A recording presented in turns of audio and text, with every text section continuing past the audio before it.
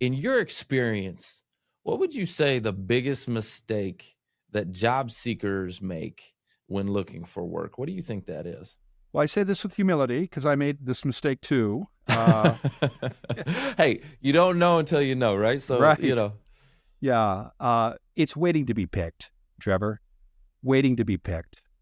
It's sitting down on Monday. You're doing a job search. You check out the boards. You go to LinkedIn. You go, if you're in Portland, Oregon, to Mac's List.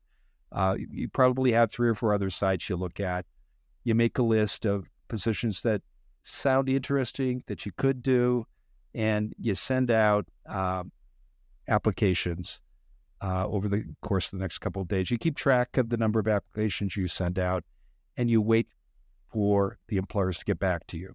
Yeah, you wait for an email, maybe a text message. And here's the problem with that approach.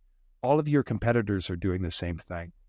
And the other problem is that you're not tapping into how hiring works, you're not tapping into the human part of it, and about I would encourage listeners, and again, I know there are a lot of people who are mid-career or senior in their career who are listening and watching to this.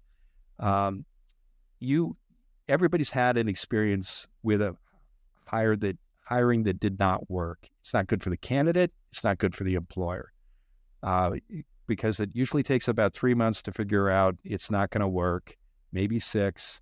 Then you have to let the person go. Everyone is demoralized. Then you have to start again, and it's expensive, and nobody likes it.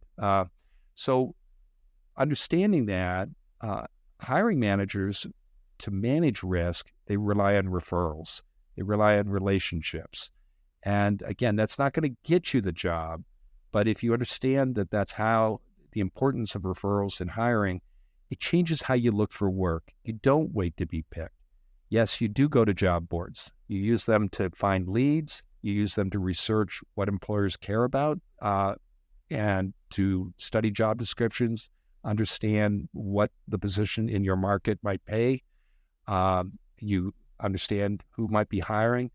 But before you send out your application, then you go to LinkedIn, you go to your other social networks, you go to your university alumni database, and you see if you know anyone inside that organization. And if you don't, you see who you know who might know someone.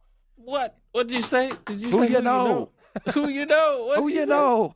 That's right. Let's It's go. one of the keys to making hiring more human, and job searches more human. So then you reach out to that person and you say, hey, I saw there's an opportunity. I'm thinking about applying. Tell me about that job. Tell me about the hiring manager. What are the problems that keep that hiring manager up at night? What's the culture like?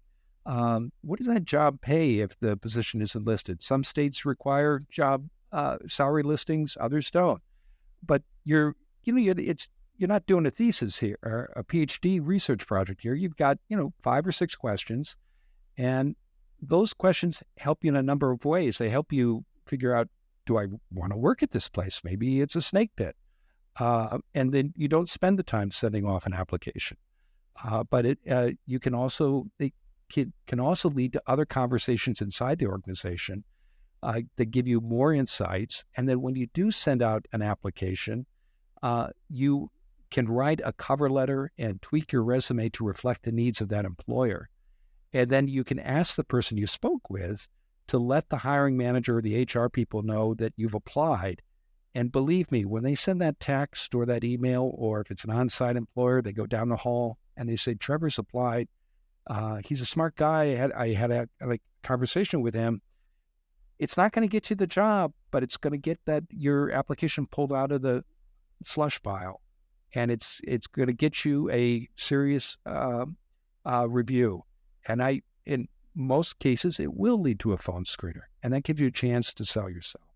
Now, what I just outlined takes some time and effort. You got to have those conversations. You got to customize your application, and you got to focus on quality, Trevor, not quantity. So you're not going to send out 100 applications a month, or it's probably only a handful, but you you're doing the research and the homework that allows you to decide if you want to be there.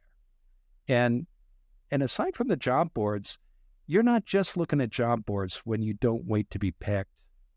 You're also going out and talking to people in targeted who are on your list of target employers, and this might be 20, 25 organizations, to figure out if you want to be inside those organizations, and you're developing relationships and making connections that are going to help you stand out from your competitors.